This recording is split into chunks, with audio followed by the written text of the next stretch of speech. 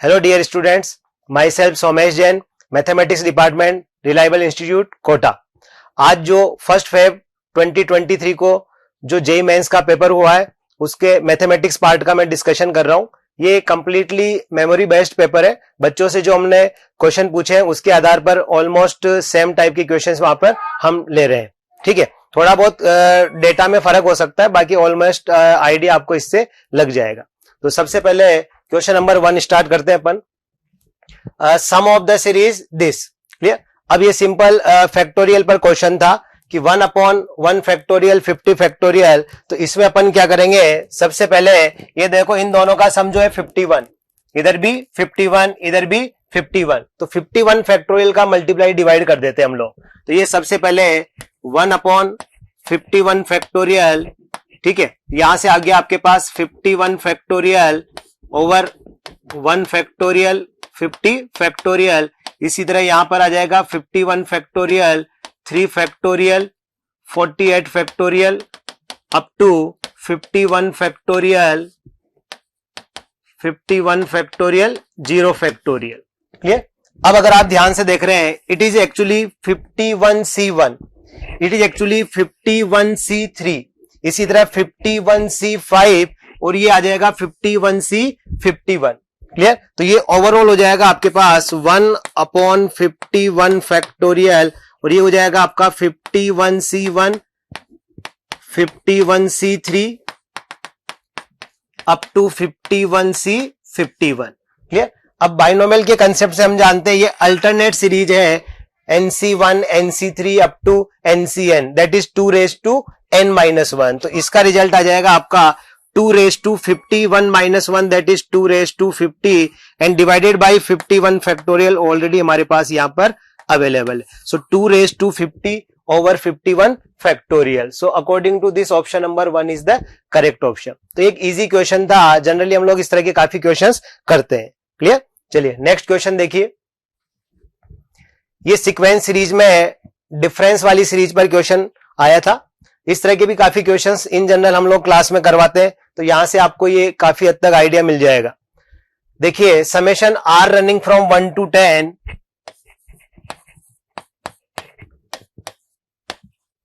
Are upon r raise to 4 plus r square plus 1, इसके factor हो जाएंगे r square minus r plus 1, r square plus r plus 1।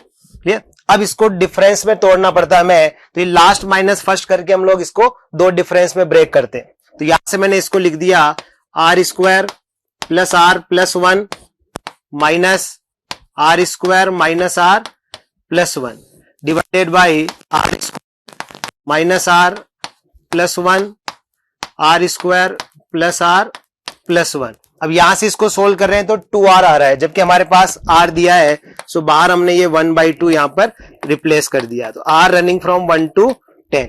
अब इनको separate कर लेते हैं। यहां से मैंने इनको सेपरेट कर लिया, तो ये मेरे पास जो इसका जनरल टर्म है वो आ जाएगा 1/2 this divided by this, so that is equal to 1/r square minus r plus 1 minus 1/r square plus r plus 1। अब summation r running from 1 to 10 है, तो summation r running from 1 to 10। अब इसको run करा रहे हम लोग, तो ये आ जाएगा 1/2, आर को मैंने 1 पुट किया तो 1/1 माइनस आर को 1 पुट किया 1/3 प्लस आर को मैंने अब 2 पुट किया तो ये आ जाएगा आपका 1/3 माइनस 1/7।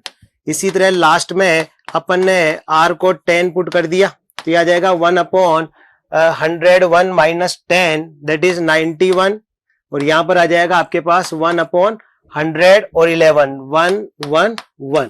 क्लियर। अब ये पार्ट आपके पास कैंसिल होते चले जाएंगे, तो फाइनली रिजल्टेंट मेरे पास आ जाएगा 1/2 over 111, so that is equal to 110, that is 55/111। तो ये सीरीज था। तो ये मेथड ऑफ डिफरेंस में आपको इसको ब्रेक करके सोल्व करना था। ठीक है, तो according to this that is the third option is the correct option. Clear है। तो ये भी एक इजी क्वेश्चन में कैटेगराइज करूंगा इसको भी। नेक्स्ट क्वेश्चन देखिए। The value of limit n tending infinite this. ये डेफिनेट इंटीग्रल का लिमिट एज ए सम जो टॉपिक होता है उसका भी एक जनरल क्वेश्चन है। जनरली शीट्स में अपन जो क्लास नोट्स में इन क्वेश्चंस को लेते हैं। सबसे पहले इसका जनरल टर्म लिख के हमें इसको डेफिनेट इंटीग्रल फॉर्मेट में चेंज करना होता है। ठीक है, तो देखिए इस क्वेश्चन को,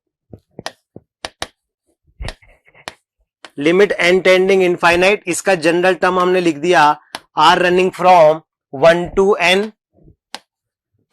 1 upon r plus n। Clear. अब यहां से n मैंने कॉमन ले लिया, तो limit n tending infinite 1 upon n summation r running from 1 to n 1 upon 1 plus r by n। Clear. अब कंसेप्ट होता है लिमिट और जो ये समेशन पार्ट है ये इंटीग्रल, ठीक है, और ये वाला पार्ट dx और ये वाला पार्ट आपका 1 upon 1 plus x, limit from 0 to 1, so this question becomes 1 upon 1 plus x dx। Clear. तो ये जो लिमिट वाला पार्ट है ये अपने पास डेफिनेट पार्ट में कन्वर्ट हो गया। Now it is equal to ln 1 plus x और limit from 0 to 1, so finally ln 2। Clear है। तो इस तरह से आपके पास ये भी एक आसान क्वेश्चन की कैटेगरी में अपन इसको कैटेगराइज करेंगे ln2। ठीक है, नाउ नेक्स्ट क्वेश्चन देखते हैं हम लोग। ये डिफरेंशियल इक्वेशन का क्वेश्चन है। If y equal to f x satisfies dy by d x plus y ten x equal to x sec x, and बाकी क्वेश्चन दिया हुआ है। ये भी हम लोग हर बार बोलते हैं आप लोगों को कि लीनियर डिफरेंशियल इक्वेशन का क्वेश्चन लगभग फिक्स हो रहा है और वही पैटर्न यहां पर भी कंटिन्यू रहा है। ठीक है, तो सबसे पहले हमें इसमें इंटीग्रल फैक्टर निकालना पड़ेगा इसका। तो इंटीग्रेटिंग फैक्टर हो जाएगा e raise to integration of y के साथ जो आपका है 10x dx, तो ये आ जाएगा आपका e raise to ln sec x, तो ये आ जाएगा फाइनली आपके पास sec x। क्लियर है। अब इसका जो सॉल्यूशन है तो डायरेक्टली हम जानते हैं solution of this differential equation, तो सॉल्यूशन आ जाएगा y into integrating factor that is equal to sec x integration of integrating factor और आपका ये आपका पार्ट बचा हुआ है that is x sec x dx। क्लियर। और यहां पर जो वैल्यू दे रखा है 0 से लेके π/6, इसलिए हमने इसको पॉजिटिव कंसिडर ले लिया है। अब यहां पर आ गया आपका sec square x into x, तो प्रोडक्ट रूल से यहां पर मैं इसको सोल्व कर रहा हूं, so that is equal to first part as it is sec square x का इंटीग्रल हो जाएगा आपके पास 10x माइनस x का differentiation that is 1 sec square का 10x।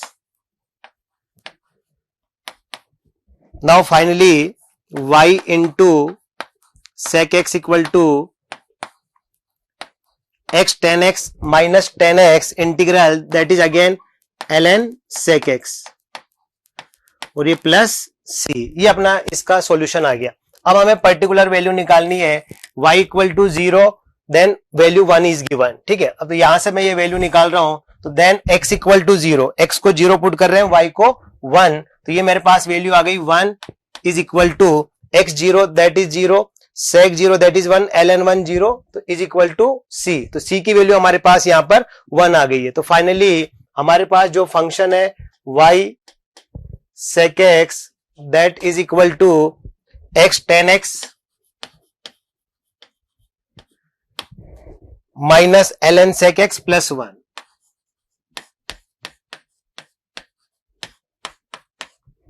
अब इन्होंने पूछा था y π/6, तो अब हमें यहां पर π/6 पुट कर रहा हूं, तो π/6 पुट करने पर रिजल्ट आ गया y sec π/6 that is 2 upon root 3 that is equal to x 10x that is equal to π/6 upon root 3 minus ln 2 upon root 3 plus 1। Clear. अब यहां से y की वैल्यू निकालेंगे, सो हमारे पास option number 2 will be the correct option. Clear. तो ये भी straightforward linear differential equation का क्वेश्चन था, ये भी आई थिंक एक आसान क्वेश्चन में अपन कैटेगराइज करेंगे। Next, find the number of ways in which the word assassination can be arrange such that all vowels comes together. Permutation combination में है कि सारे वोवेल्स को एक साथ रखने का है। ठीक है। तो यहां पर अपन सारे वोवल्स को एक साथ ले लेते हैं, तो ये अपने पास हो जाएगा A S S, again A S S I N A T I O N, ठीक है। तो इन्होंने कहा ऑल वोवल्स कम्स टुगेदर, तो इसको अपन बंडल मेथड से एक पार्ट मान लेते हैं। अब कितने नंबर मेरे पास हो गए, 1 2 3 4 5 6 7 एंड 8। अब इन सबको अरेंज करना है। इन सबको अरेंज करने के लिए that is 8 factorial divided by, यहां पर हमारे पास कितने 4s है, सो डिवाइडेड बाय 4 फैक्टोरियल, और 2n है, so divided by 2 factorial. Clear. अब ये वोवल्स भी आपस में अरेंज हो सकते हैं, तो ये वोवल्स आपस में कितने तरीके से अरेंज हो सकते हैं, कितने हो गए 6, ठीक है। तो 6 फैक्टोरियल डिवाइडेड बाय, इसमें भी कितने आपके पास 3, तो ये आ जाएगा आपके पास 3 फैक्टोरियल और 2 आई है, दैट इज 2 फैक्टोरियल। क्लियर है। अब इसको फाइनली सिंप्लीफाई कर लेंगे हम, तो यहां से सिंप्लीफाई करने के बाद आपके पास रिजल्ट आ जाएगा 50400। क्लियर। तो ये भी आपके पास ऑप्शन नंबर 1 था।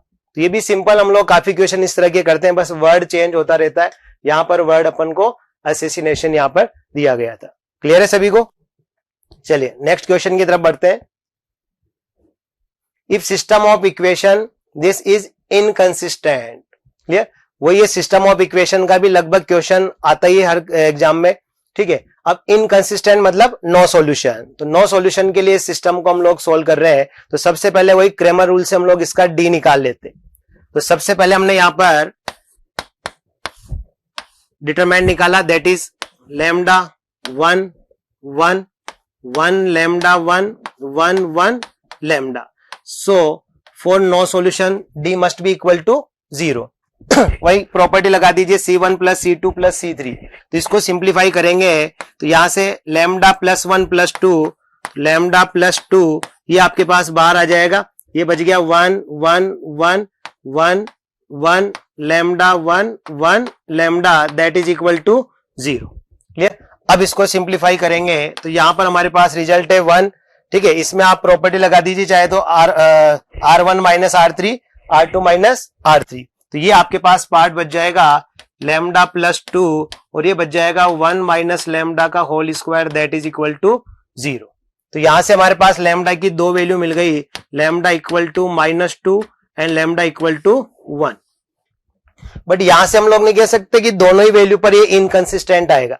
क्लियर। क्योंकि लैम्डा इक्वल टू -2 एंड 1 पर डी 0 है, तो एक बार हमें यहां पर चेक कर लेना चाहिए। अगर मैं लैम्डा को 1 पुट कर रहा हूं, तो लैम्डा को अगर अपन 1 पुट कर रहे हैं, तो x plus y plus z equal to 1, x plus y plus z equal to 1, x plus y plus z equal to 1, ये तो तीनों प्लेन जो है कोइंसिडेंट हो जाएंगे।